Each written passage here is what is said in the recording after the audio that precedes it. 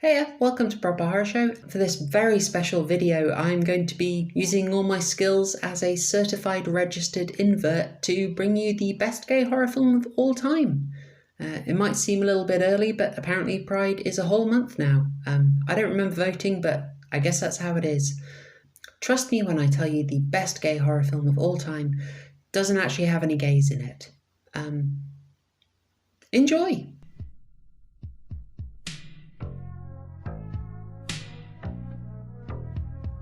Okay, so Fright Night isn't exactly obscure, but there could still be a fair few of you who aren't familiar with it. So I'm going to set the scene before I make the case for Fright Night as a gay horror classic and the best gay horror film of all time. It might seem counterintuitive, my reasoning might annoy a fair few of you or all of you, but trust me on this. Naturally, spoilers are going to follow, but to be honest, nothing you aren't expecting from a vampire film. Oh, also there are vampires. Spoilers. So Freud Night was released in 1985 and was the directorial debut of Tom Holland, not the scrumptious twink of Spider-Man fame, but a man who's actually a heck of a lot more influential than I realised. Now, I've watched a lot of his films, but I hadn't joined the dots before and realised this was all one guy. And Fright Night was a success. It was actually the most successful horror film of the summer of 1985. And interestingly enough, for the gay theme of this video, the second most successful film was Nightmare on Elm Street Part 2, Freddy's Revenge, which is, I would say, a lot more blatant and tends to be brought up as an example a lot more.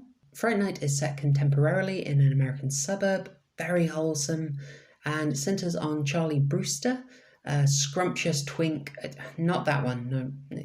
Well, hang on, you can leave that photo up a little bit longer. Good. Now, Charlie's officially 17, but yeah, this is from the Xander Harris School of Casting. Anyway, Charlie's a young horror movie nerd who's a little obsessed with Fright Night, a local horror film segment hosted by Peter Vincent, and his life and relationship are complicated one night when he looks out the window and sees something that convinces him that his new neighbours, Billy Cole and Jerry Dandridge, are vampires. So, Charlie seeks help from his girlfriend Amy, his best friend Ed, nicknamed Evil Ed, and the host of the aforementioned Fright Night, Peter Vincent, here played by Roddy McDowall. Now, the love that Fright Night has for horror movies is one of the best things about it. It's accessible, but it is still a fan's film. So Peter Vincent, for instance, is named for two horror legends, Peter Cushing and Vincent Price. Now, we are getting to the gay, trust me, I'm kind of warming you up for it.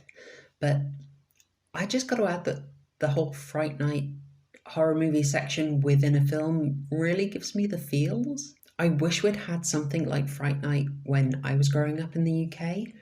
About 2 decades ago, I remember there was a regular film season of Extreme Cinema, hosted by Mark Commode, where he'd do a little introduction for the films, and that was an absolute treat. I loved it. But man, the idea of a regular time slot just reserved for the genre I love and hosted and introduced by someone that also loves it, I would have been as devoted as Charlie here. Now, Charlie's fears are correct, and he does indeed have to take down his neighbourhood Nosferatu, even as they prove very able to win over his best friend, his girlfriend, and even his mother.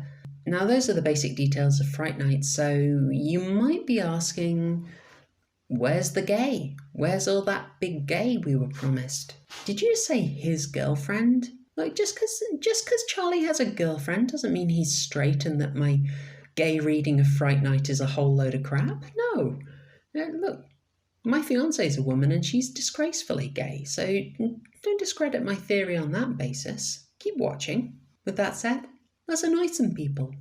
So I actually prefer gay movies and gay culture from the more closeted era, the more, illegal and violently oppressed era, you might say. And that's a heck of a claim. There's something about films made when you could only imply things, when you could insinuate. It's like the allure of a speakeasy versus the convenience of the Weatherspoons. The way I see it is that the gay stuff was a real treat rather than something that kind of has to fit Netflix's quota.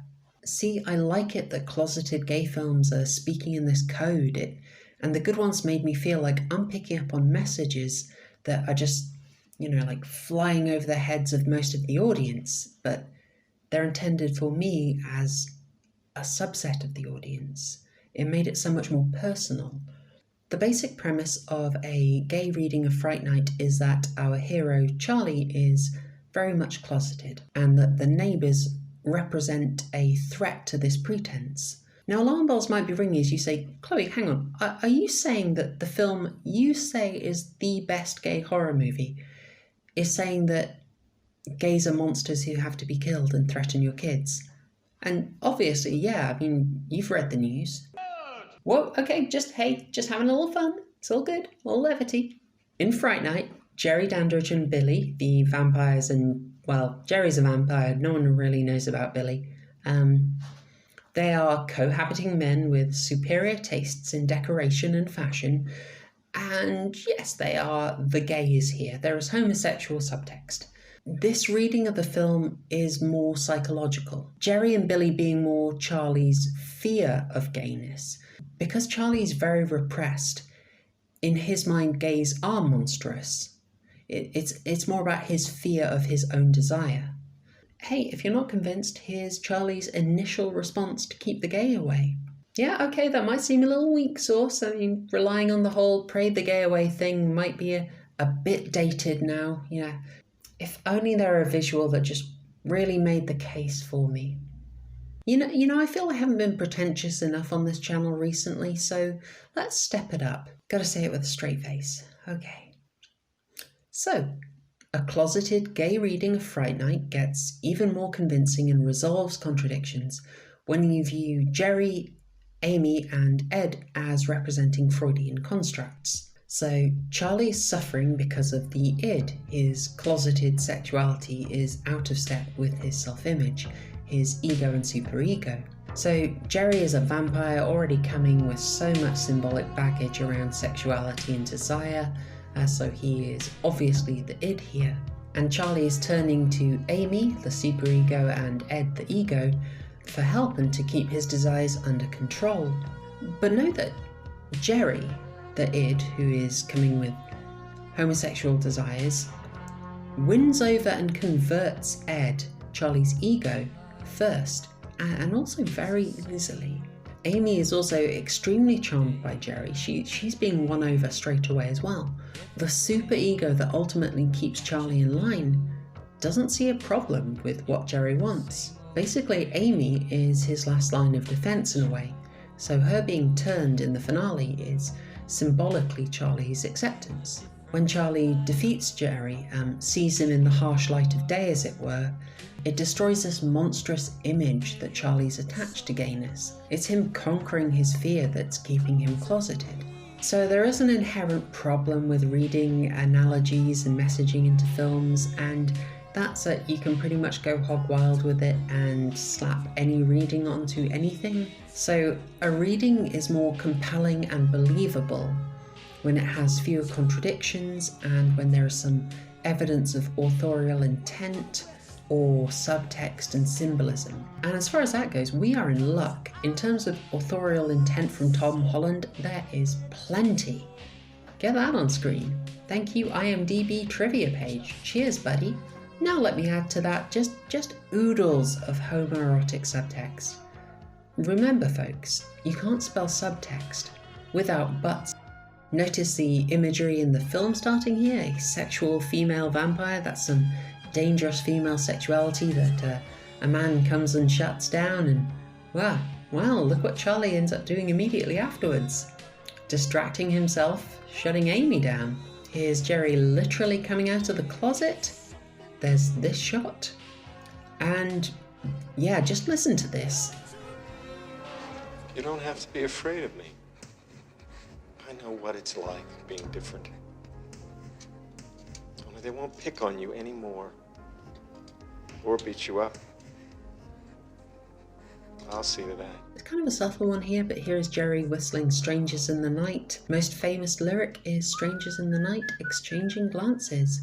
Hello, cottaging department? Here is Jerry seducing a woman/victim, and Billy is noticing her, and his attention moves completely onto Jerry. Now, there is some difficulty, or intrigue at least, around the Peter Vincent character and how to interpret him in this reading. Not least that he's unable to use a crucifix because he doesn't truly believe, despite it working previously. What are you going to do? It's a plot hole. So what is Peter Vincent in this analogy? I was persuaded by my fiance's reading that Vincent is an actor, so he's naturally associated with pretense, with falseness. Charlie seeks him out to help conquer his demons, but Peter Vincent is failing, and it's clear it's all show. I came down to just seeing this as a generational difference. Peter Vincent is closeted, a generation that had to keep up the pretense, but he's encouraging Charlie to be authentic and face his fears so that Charlie doesn't have to live closeted, doesn't have to live in fear. Is the reading flawless? No, obviously not. There is a lot of awkwardness. For instance, if Charlie turns to religion to pray the gay away, and he's able to do exactly that when he confronts Jerry in the finale, that has got some awkward connotations for the reading. Move on. The story has to come first. The themes, messaging, analogies, they're always going to be a bonus. They're the seasoning, not the main course. This isn't a Jordan Peele film, after all. So for me, watching Fright Night was a great experience. You're not going to be surprised that I could really identify with a teenage horror nerd. Imagine that. I also got this kind of para-nostalgia for the old local horror segments with the introductions. I think that's so cool. I also just adored the relationship that Charlie has with his idol, how it brings out the best in both of them. Also reminds me of another beloved film of mine, Ed Wood, via Ed's relationship with Bela Lugosi in that film. Now, in both they're just powered by this love of old cinema and the connection to it, and the optimism that's just running through all that. It really speaks to me a lot, and it made both of the films a lot more personal to me. The soundtrack is also excellent. I've played a little selection of it throughout this video so you get the feel for it. It's got that really good blend of it's a bit sexy, alluring, but it's also a bit dangerous and threatening. And on a very personal note, I really appreciated that there's footage of TVs throughout this movie, which makes it really easy for me to hijack them like I like to do.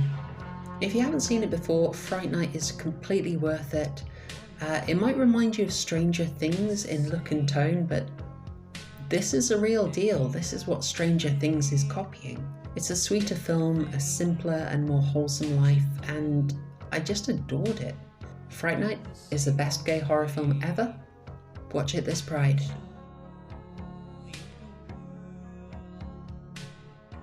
Thanks for watching. I hope you found this interesting. I would love to think that a few more people discover Fright Night because of this. That would be adorable. As would more subscribers. How smooth was that? This is a tiny channel, so new subscribers are always a delight. If you've watched a few videos, haven't subscribed yet, do me a favour, click subscribe.